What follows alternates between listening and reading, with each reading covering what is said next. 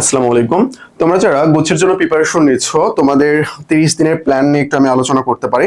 দেখো ভাই, তুমি এতদিন যা পড়েছো এই বিষয়টাকে তুমি তিনটা ভাগে ভাগ করবা। যে এটার মধ্যে আমি কোনগুলো পারি না, তুমি পড়েছো বাট তুমি সেই বিষয়গুলো পারো না। তুমি যদি একজন অ্যাডমিশন সিকার হয়ে থাকো তাহলে আশা করি তুমি অ্যাডমিশন রিলেটেড সবগুলো টপিকসে টাচ করেছো, তাই না? তো এইখানকার তুমি কোন বিষয়গুলো পারো না এটা তুমি একটা সিলেক্ট করে নিবা, কোনগুলো তুমি কম পারো এটা একটা সিলেক্ট করে নিবা, কোনগুলো তুমি একেবারেই ভালোভাবে পারতেছো, জাস্ট একটু রিভিশন দিতে হবে, তাহলেই ক্লিয়ার হয়ে যাবে, তাই না?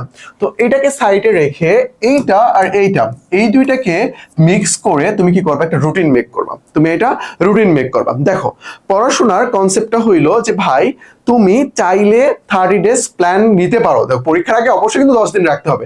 30 ডেজ প্ল্যান নিতে পারো, কোনো সমস্যা নেই, বাট পরীক্ষার আগে তুমি 10 দিন আলাদা করে রাখবা। ওই বিষয়টাতে পরে যেগুলো পড়ছো সেগুলো তুমি একটু রিভিশন দিবা, এটা তোমাকে দিতে হবে, তারপর রিসেন্ট পড়তে হবে। ওকে, তো এই রুটিন ব্যাপারে আমি তোমাকে যে অ্যাডভাইস গুলো দিতে পারি, আমাদের এক্সাম রুটিন আছে, ওটা তোমাকে দেখাবো, কোনো সমস্যা নেই, বাট আমি তোমাকে যে অ্যাডভাইসটা দিতে পারি সেটা হইলো, তোমার যে পড়াশোনার বিষয়গুলো না, যে আমি পারি না, কোন টপিকস গুলো এখনো ধরি নাই বাট ইম্পর্টেন্ট, তোমার হইতে পারে যে টপিকস গুলো ধরনের, এগুলো সব তুমি সাদা একটা পৃষ্ঠায় লিখে ফেলবা। কি করবা, লিখে ফেলার পর এই টপিকস গুলো তুমি সুন্দর করে সাজাবা। যে দেখো, ইংরেজির তোমার এখনো পড়তে হচ্ছে যে 15 থেকে 20টার মতো টপিকস, যেগুলো তুমি এখনো ভালোভাবে পড়ো নাই। ওই যে 30 দিনের যে প্ল্যানটা রয়েছে না, এই 30 দিনের প্ল্যানের মধ্যে, আচ্ছা পার্সেন্ট কেন দিচ্ছি, 30 দিনের প্ল্যানের মধ্যে 25 দিন রাখবা পড়াশোনার, আর 5 দিন হইলো রিভিশন। 5 দিন কি রিভিশন, 6 দিন পরে একদিন করে রিভিশন দেবা, 5 6 30 হয়ে যাবে। তাহলে এই 25 দিনে তুমি টপিকস গুলো ভাগ করে নেবা। ধরো তোমার 30টাই টপিকস হয়েছে, এর মধ্যে কোনটা সহজ সেটা তুমি আরেকটার সাথে রাখবা। এইরকম করে তুমি টপিকস গুলো সব সাজিয়ে ফেলো। ভাই বিশ্বাস করো, তোমার হাতে এখনো যেই পরিমাণ সময় রয়েছে, তুমি এখনো যদি ভালোভাবে পড়াশোনা করতে অনেক কিছু করতে পারবা। বাট তোমরা কি করো, একসাথে ধরো ইংরেজি টপিকস তোমার বাকি, একসাথে তুমি অনেকগুলো নিয়ে পড়তে না ভাই, নির্দিষ্ট টপিকস নাও না, নিয়ে তুমি তোমার বেসিক ক্লিয়ার করো, এমসিকিউ প্র্যাকটিস করো, তারপর তুমি যদি কোনো কোচিং এ ভর্তি হয়ে থাকো, এক্সাম ব্যাচ থাকে, ওইখানে ওই টপিকস এর উপর পরীক্ষা দাও। এইরকম ভাবে তুমি এগুলো কি করবা, নির্ধারণ করবা। ঠিক একই রকম করে বাংলার এখানে গদ্য পদ্য যা যা রয়েছে, পারো বা না পারো সবগুলো নিয়ে তুমি রিভিশনের মতো করে করে ফেলবা, আর যেগুলো তুমি পারো সেগুলো একসাথে বেশি রাখবা, জাস্ট রিভিশন আর কি। এই টাইপ এরকম করে তুমি জিকে সাজাবা সবগুলো, বাংলা ইংরেজি জিকে তোমার রুটিনটা হবে এরকম।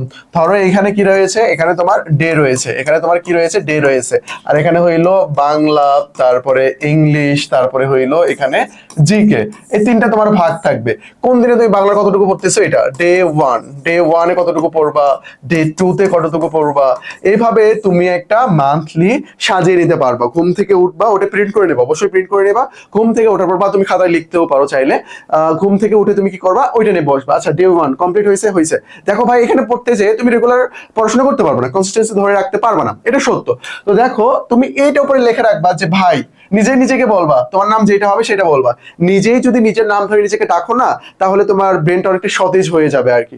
ধরো আমি বলছি রাকিব দেখ, এরকম ভাবে লাগবে, রাকিব দেখ, যে সপ্তাহের মধ্যে যদি একদিন নষ্ট হয়ে যায়, ঠিক আছে, একদিন নষ্ট হয়েছে, আমার ভালো লাগতেছে না, আমার রিলস দেখতে মন চাইছে, দেখতেছি, দেখা ঠিক না, তো আমি দেখতেছি, ঠিক আছে, বাট আমি যেন দ্বিতীয় দিন লস না করি।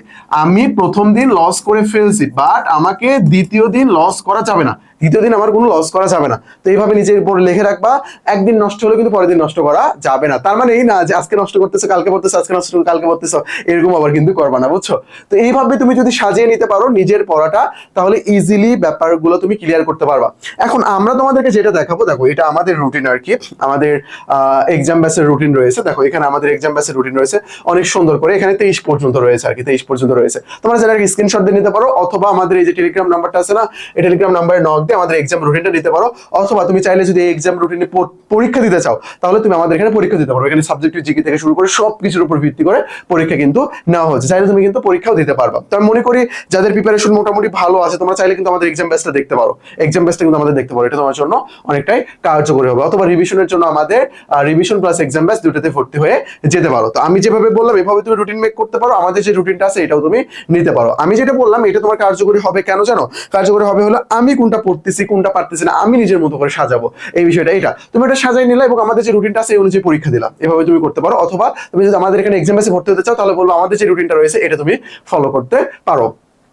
আর তোমরা যারা ফার্স্ট টাইমার রয়েছো, নেক্সট আমাদের সেকেন্ড টাইম ফাউন্ডেশন কোর্স আসতেছে আর কি। তোমরা যারা সেকেন্ড টাইমার হিসেবে ভর্তি পরীক্ষা দিতে চাও তোমরা আমাদের এই কোর্সটা দেখতে পারো, এখানে এত এত সুযোগ সুবিধা পাবা, ডিসক্রিপশনে ডিটেইলস সবকিছু দেওয়া আছে, অথবা এই নাম্বারে নক দিয়ে তোমরা জেনে নিতে পারবো। আমরা কিন্তু বইও প্রোভাইড করতেছি, বুঝতে পেরেছো?